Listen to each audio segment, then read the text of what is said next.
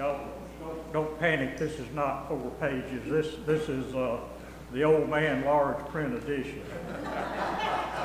And I've got so much I want to tell you, and I've got so little time to tell it. Sister Dawn asked me to talk to y'all a little bit about our bunk bed ministry. We have crumped back up. Want to talk about where we've been, where we are right now, and where we want to go. And as I looked back, I realized God has blessed this ministry mightily in this church. It was amazing to me how he wove things together. He works in mysterious ways. And I really don't have time to tell this story, Dawn. You're just going to have to cut your sermon short. But the way the ministry got started, actually it was already going when we moved back to Tupelo in 2013. And I think we had been here twice. And I had an old hound dog named Bo. And Bo loved this campus. We would, early in the morning, he and I would get up and we'd go have breakfast. And then one morning about 9 o'clock, we were going this way on the parkway, and Bo starts whining, pull in here, this is my favorite spot. And so I did, and we parked right down here by this cornerstone, what we do best we do together, and walked down in the yard, and all of a sudden, Bruce Case comes running out the basement of the church like a Labrador puppy. Can we borrow your truck? I mean, what you gonna tell the preacher, no? So I told him yes, and we loaded up a bed that he and Brandon Jones had built. Now, it was 2x4s and 3-inch screws. Lots of sharp edges. I mean, think about that a minute. We're talking about a lawyer who wanted to be a preacher and a preacher who wanted to be a golf pro.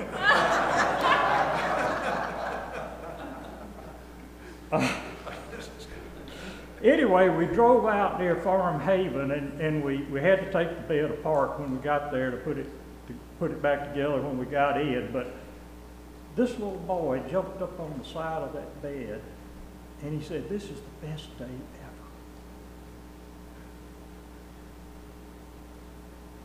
ever."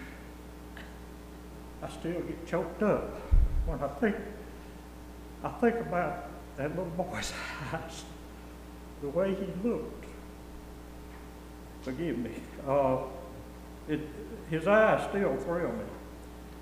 But that's how God introduced me to the bunk bed ministry. Over the past 9 years or so, we've delivered over 500 beds to children that did not have beds. And I confess, y'all, there have been times I wondered if we were making a difference. And I've confessed this to our Thursday morning men's group before. By the way, that's a good bunch of guys, and I want to invite all the men here to come to that Thursday morning. One point. One topic. All right, I'm getting back. Thursday morning men's group. They have supported me. It's a good bunch of guys.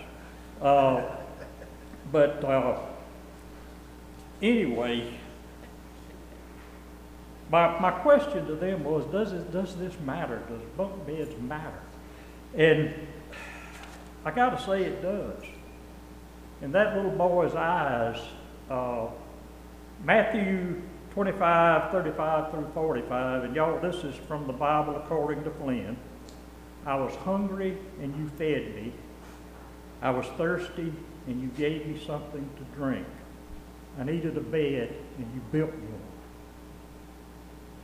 one. When you've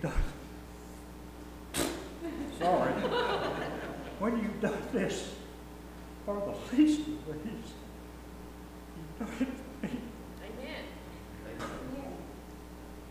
Amen. So yes, it is worth it. And very quickly, I'm going to tell Selena's story.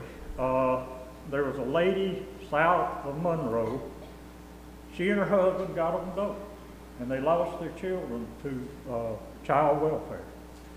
Selena got her life straight. She got clean. She came back to the church with her preacher. She got her children back, and we were asked if we could deliver some beds there. I said, absolutely.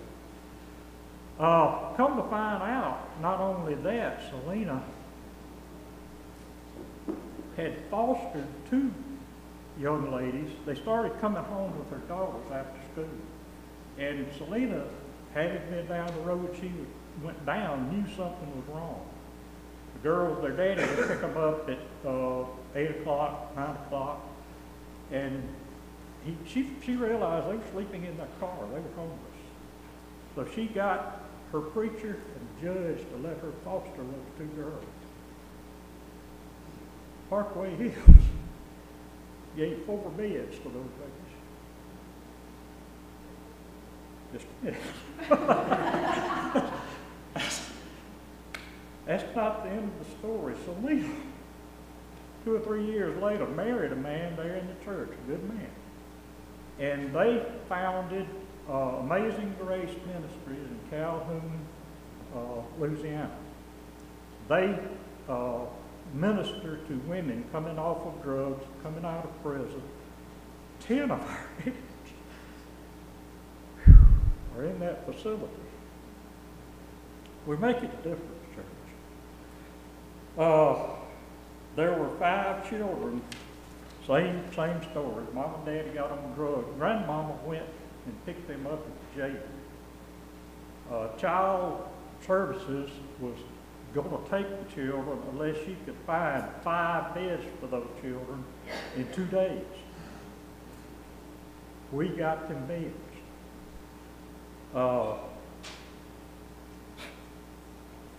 Stanley Huddleston, the preacher, Baptist preacher, was sitting on a chair outside I don't know, some kind of religious conference they were having down on the coast.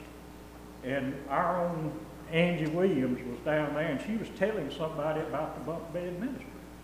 And coincidentally, Stanley overheard it. Or it wasn't a coincidence. He needed beds for a family who had been burned out. So we took 2 beds to Tupelo. He said, I'll find some place for the others. Now, his church is building 500 beds a year. Since over the last 3 years, they have placed 1,470 beds, almost 1,500 beds over the last 3 years. Not only that, they got the first Methodist church in Tupelo building beds. They're building 500 beds a year. And I apologize to Stanley. We quit during COVID. They quit for a whole week. But all that started right here in our basement, right here at Parkway Hills. God is directing this ministry. And we need your help. And I'm not talking about just your hands, but I need that, men and women. Wednesday night at 6:30-ish, we get out there and we make sawdust. Come down there and help us. We'll find something for you to do, I promise. Let me see where I am now. So that's where we've been. Where we are right now is we've got the material for about 50 beds down in the basement right this minute. But we don't have the mattresses. But God is helping us with this. And He's going to help us. There is a $2,500 grant that it's matching funds. If we can come up with $2,500, this grant will match it. Guess how much that $5,000 will buy? 50 mattresses and pillows and sheets. And so I'm after your money, church. I'm not going to lie. I don't want you to give till it hurts. I want you to give till it feels good.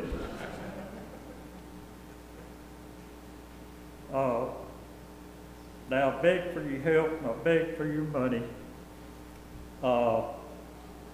But what we need most is your prayers. Help, ask God to guide this ministry, point us the way we want to go. We want to get up to 500. That's our plan now. We want to do 500 beds a year, but we need people to deliver beds. We need people to build beds. We need people to go buy mattresses, all that kind of thing. So I ask for your help. We are making a difference, and it is good because we're doing it together. Amen.